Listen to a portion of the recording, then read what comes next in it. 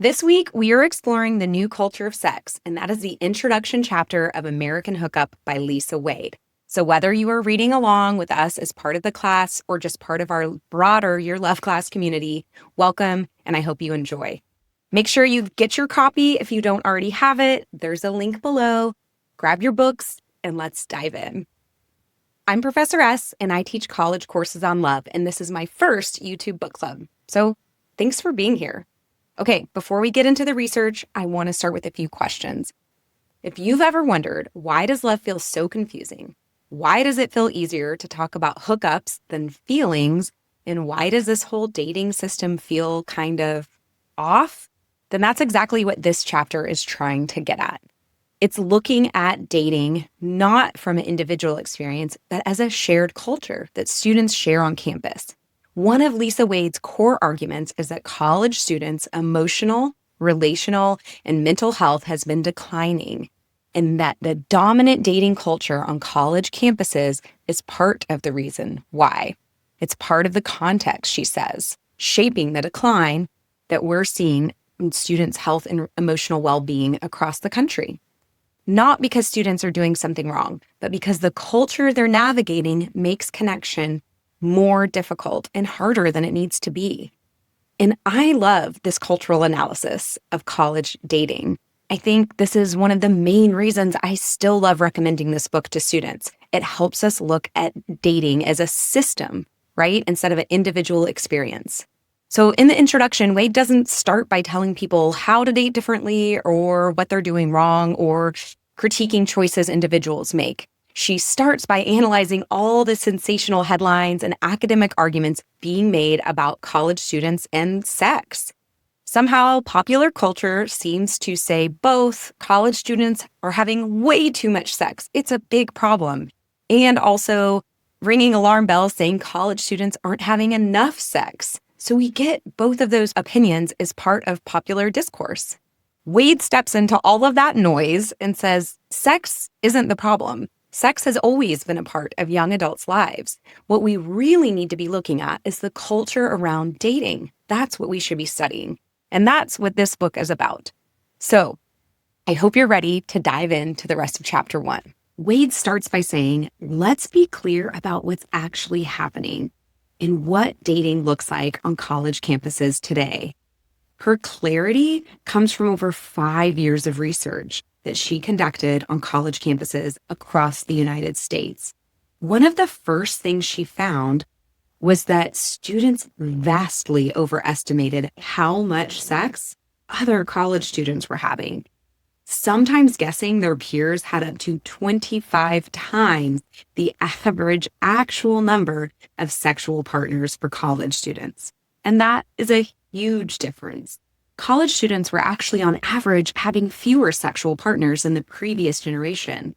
However, the dating and sexual landscape had changed so much in such significant ways, she introduces us to hookup culture, not the act of hooking up, but the expected norm that hooking up is the way you engage in sex, relationships, and even date on a college campus.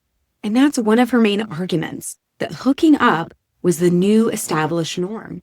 Now, let's be clear, she is not arguing that hookups are new or even bad, because casual sex has always existed and been enjoyed by many. But a culture where hookups are treated as the new normal or established way of dating, the expected way to approach sex, intimacy, and connection during your college years, that's what she argues could be harmful to college students. And that's what she studies in this book. She wrote, for those who love it, hooking up, and hookup culture, it's all sunshine. But it isn't for everyone else. We have to think about them too. She didn't write that part. She did write, many behave in ways they don't like, harm other people unwillingly, and consent to sexual activity they don't desire. Here's the key insight from this chapter. Hookup culture isn't really about sex. So what is it about? Wade argues it's about status. It's about a performance, performing a certain kind of emotional coolness, caring, but not too much. And importantly, she argues that hookup culture has the power to influence everyone on a college campus, even the people who don't participate at all. That's why this zoomed out look is something that I think is beneficial for everyone. Wade argues that for many students, they feel caught between what they actually want and what they feel or think they're supposed to want during this time of their lives. This mismatch creates confusion, anxiety, and sometimes shame. Wade's research found that students end up thinking things like, everyone else seems fine with this system, so what's wrong with me if I don't like being a part of it? Wade's answer is clear. Nothing is wrong with you. The issue isn't individual failures, it's a cultural script. What makes this chapter especially important is that the trends Wade identified back in 2010 to 2015 when the data was collected haven't gone away, unfortunately. So that means that large national and international surveys are still showing that young adults are reporting lower life satisfaction than previous generations at the same period of time or same age. So even as older adults' well-being has stayed the same or improved, younger generations aren't having that experience.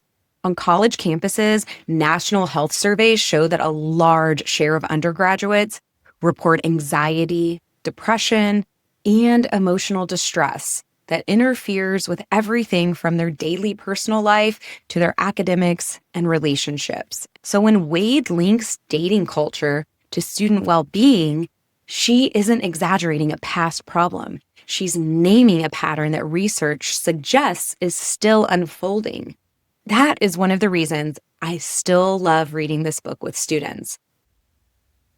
It asks us if dating culture is hindering emotional connection in a way that could be impacting larger health and life satisfaction outcomes. One of the most important contributions of this chapter is how it reframes this one single question. Instead of asking, what's wrong with me? It asks, what kind of dating culture am I in? And how is it shaping my options and my actions? When students can learn to ask this to see the culture around them, it really helps us zoom out and show how shared culture can shape even individual experiences. Love, relationships, sex, and dating can all be impacted. When we ignore culture, people tend to blame themselves. But when we understand culture, we can actually start to make change. And that is the exciting part.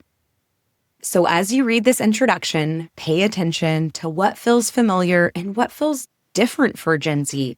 A lot has changed. Comment below about what has changed or maybe even what hasn't about dating on campus. In the next chapter, Hooking Up, a How-To, Wade explains how this culture developed and why it can feel so hard to opt out once you're already inside of it. I'll see you soon in Chapter 1.